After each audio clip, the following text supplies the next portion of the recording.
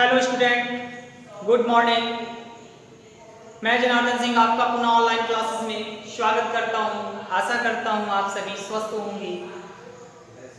जैसा कि हमने आपको पिछले वीडियो में आयन इलेक्ट्रॉन विधि द्वारा समीकरण को संतुलित करना सिखाया था, आज हम आपको ऑक्सीकरण संख्या विधि द्वारा समीकरण को संतुलित करना सिखाएंगे। तो चलिए देखते हैं कि ऑक्सीकरण संख्या विधि द्वारा समीकरण को हम कैसे संतुलित करें, इसके नियम क्या हैं। तो पहले नियम को देखते हैं। नियम नंबर फर्स्ट, सर्वप्रथम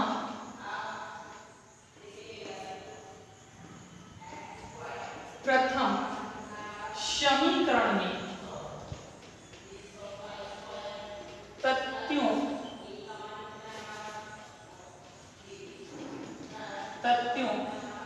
के प्रति परमाणु की ऑक्सीकरण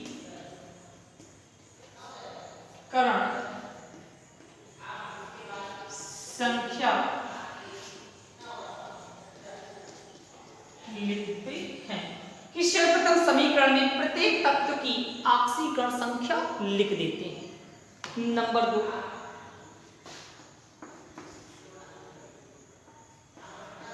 जिन तत्वों में कमी व वृद्धि होती है,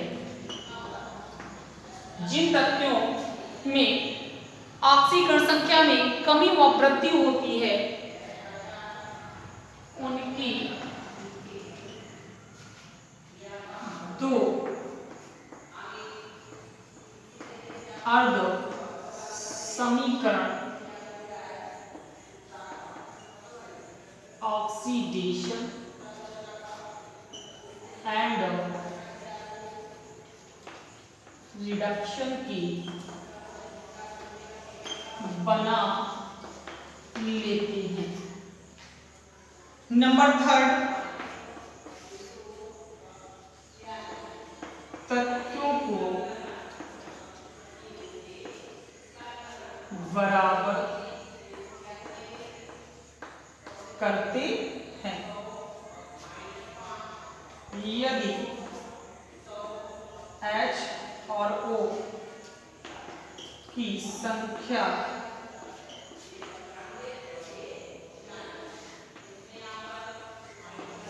बराबर नहीं है तो H plus H2O OH minus जोड़ते हैं।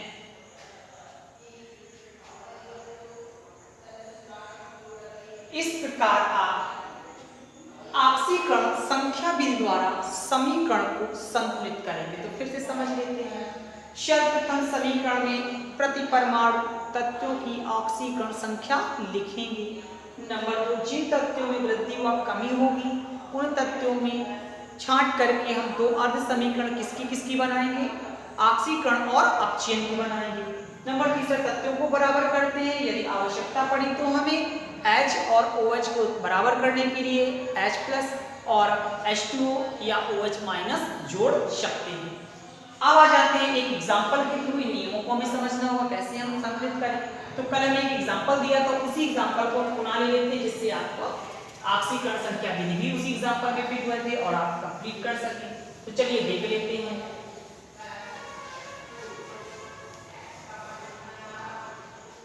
जैसे हमने एग्जाम्पल लिया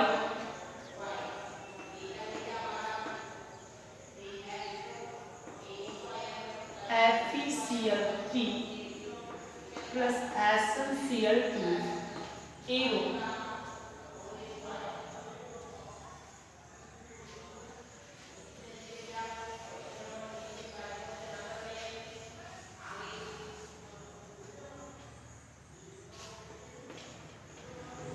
FeCl2 SnCl4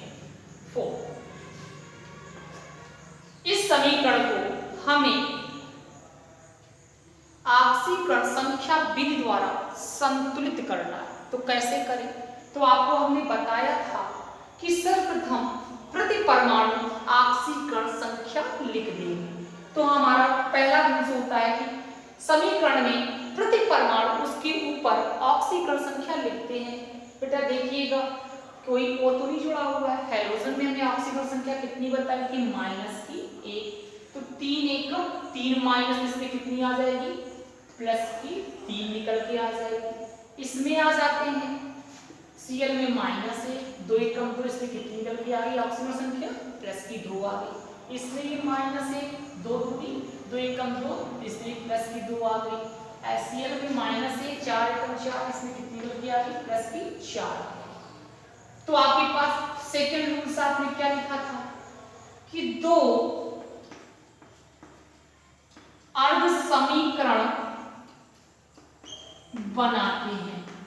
किसकी किसकी समीकरण बनाते थे? ऑक्सीडेशन और रिडक्शन की, जिन तत्वों में कमी व वृद्धि हो रही होगी। तो देख लेते हैं।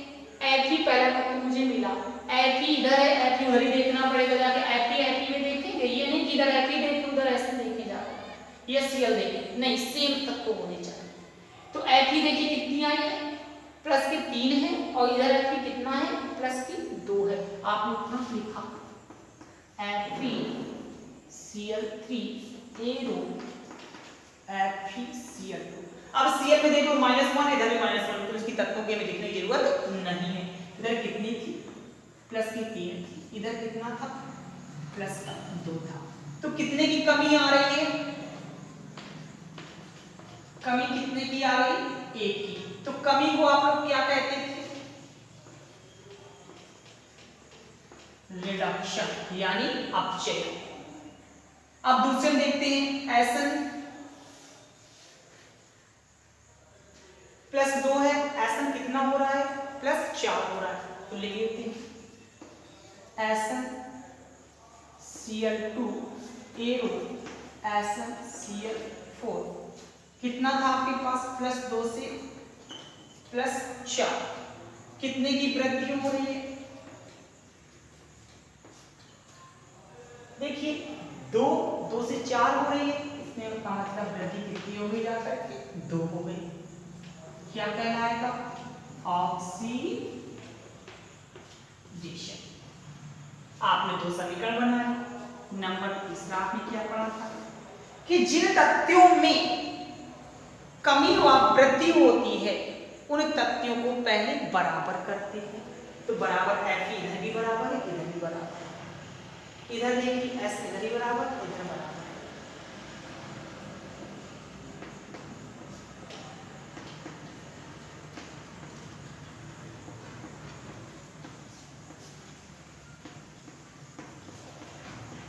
करते हैं। अब देखिएगा कि आपके पास Fe बराबर है, Fe बराबर, लेकिन Cl विसमान है, Cl समान नहीं है। तो कमी व वृद्धि का त्रियक गुणा करने पे यदि बराबर हो रहे हैं तो आप कमी व वृद्धि का त्रियक गुणा करके समीकरण को जोड़ देंगे। यदि कमी वृद्धि से समीकरण बराबर नहीं हो रही है तो उचित संख्या का, अपने मन से उचित संख्या का गुणा करेंगे। तो देख लेते हैं 2 का गुणा आपने इसके साथ किया यानी पूरी समीकरण में, और 1 का गुणा इसके साथ यानी इस समीकरण में। 2 का गुणा करिए पहले 2FeCl3 एरो 2FeCl2। 1 का गुणा करिए SnCl2, कोई अंतर नहीं पहुंचेगा। SnCl4, कोई अंतर नहीं पहुंचेगा। समीकरण को जोड़ दीजिएगा, जोड़ दीजिए बेटा, क्या बन जाएगा? 2FeCl3 plus SnCl2 arrow 2FeCl2 plus SnCl4। ये आपके पास समीकरण बनकर के तैयार है। पहले चेक कर लेते हैं बराबर है।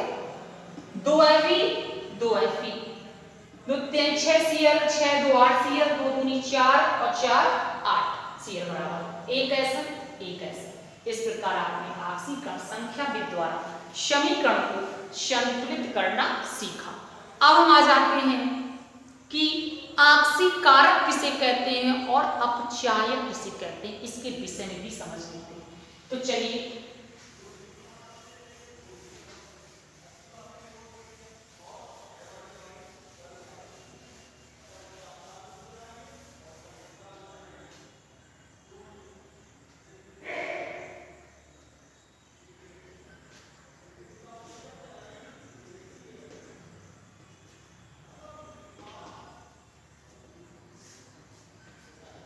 आक्सीकारक वह अभिक्रिया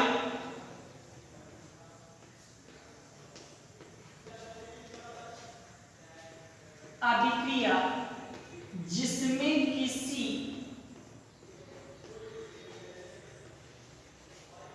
पदार्थ का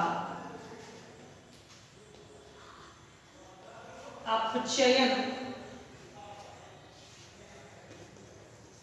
होता है,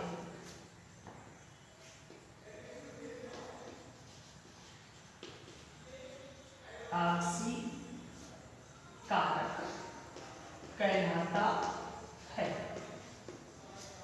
वह विक्रिया जिसमें किसी पदार्थ का अपचयन होता हो उसे क्या कहेंगे आप, आक्सीकारक कहेंगे। फॉर एग्जाम्पल हम आपको एक कह सकते हैं समीकरण ले लेंगे, समीकरण के माध्यम से आप तुरंत आक्सीकारक और अपचायक को छांटना सीख जाएंगे। तो चलिए देखते हैं, दूसरा हमने लिख लिया अपचायक। अपचायक क्या है, वह अभिक्रिया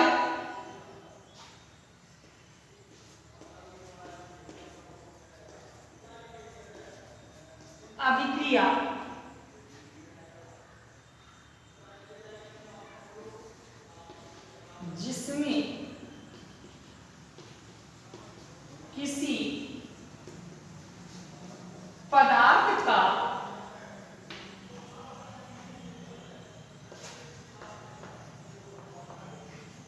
ऑक्सीकरण होता है, अपचायक कहलाता है।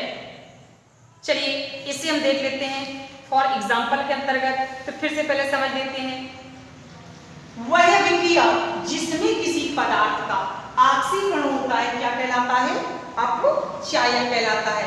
जैसे हम एक रिएक्शन लिख रहे हैं FeSO4 प्लस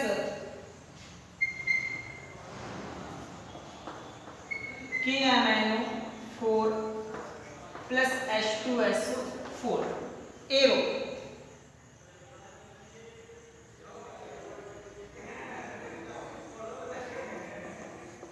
Fe2SO4 का 4 thrice plus K2SO4 plus MnSO4 plus H2O। ये असंतुलित समीकरण है, ये इसको संतुलित नहीं कर रहे हैं। इसमें केवल हमें क्या छांटना होगा कि इसमें कौन सा पदार्थ आक्सीकारक है, कौन सा पदार्थ अपचायक है, केवल इतना भी हमें आपको समझना होगा। तो चलिए देखते हैं, पहले हमने आपको बताया था कि प्रति परमाणु ऑक्सीकरण संख्या लिख लेते हैं। तो चलिए ऑक्सीकरण संख्या प्रति परमाणु लिखते हैं। SO4 में डबल माइनस आपने पढ़ा था, तो Fe की कितनी आ जाएगी, प्लस की 2 आ जाएगी। K में 1 प्लस 4 दूनी 8, 8 में 1 जाए कितना बचेगा, प्लस का 7 माइनस की 2, 4 दूनी 8, इधर प्लस की 6 आ जाएगी, माइनस की 2 आ जाएगी, इधर प्लस की 6 आ जाएगी, प्लस का 1 आ जाएगा, माइनस की 2 आ जाएगी। रूल्स आपके पास लिखे हुए हैं, प्रत्येक की आप देख सकते हैं। SO4 में डबल माइनस 3 गुना 6, यानी इसकी कितनी होगी आगे, प्लस की 3 plus 1 plus 6 minus 2 Mn plus की 2। इस प्रकार आप प्रति परमाणु ऑक्सीकरण संख्या लिख लेंगे। तो पहले ये देखिए कि किसमें वृद्धि हो रही है, तो वृद्धि देखिए Fe से Fe, वृद्धि आपके पास हो गई। वृद्धि को आप लोग कहते क्या थे, ऑक्सीकरण। ऑक्सीकरण कहते थे। तो ऑक्सीकरण में क्या छिपा होता था, ऑक्सीकरण में क्या छिपा हो रहा है, अपचायक। तो आपके पास अपचायक कौन मिल गया? आपको चायक। अभिकारक को देखा जाएगा, अपचायक कौन सा मिला है आपके पास? अभिकारक कौन है? क्रिया करने वाला पदार्थ और बनने वाला पदार्थ होता है उत्पाद। उत्पाद को देखने की जरूरत नहीं है। तो आपके पास क्या मिल गया? F3SO4। अपचायक आपका निकल आया। वृद्धि यानी ऑक्सीकरण, ऑक्सीकरण में क्या छिपा होता था देखिएगा? अपचायक। अब आ जाते हैं कमी वाला, देखते हैं किसमें और हो रहा है। एस में तो कोई कमी की वृद्धि हो ही नहीं है। इधर देखते हैं Mn+7 से +2, +7 से +2 कमी हो रही है। कमी को आप लोग क्या कहते थे? कमी को रिडक्शन कहते थे, यानी अपचयन कहते थे। और अपचयन में क्या छिपा होता था? ऑक्सीकारक।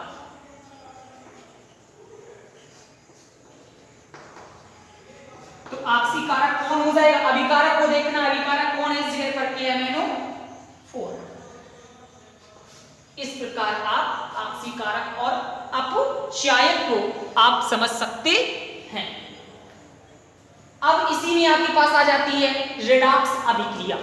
तो वह अभिक्रिया जिसमें ऑक्सीकरण और अपचयन दोनों अभिक्रियाएं एक साथ होती हैं उसे कहा जाता है रेडॉक्स अभिक्रिया। फिर से समझ लीजिएगा, हिंदी आपको लिखना होगा।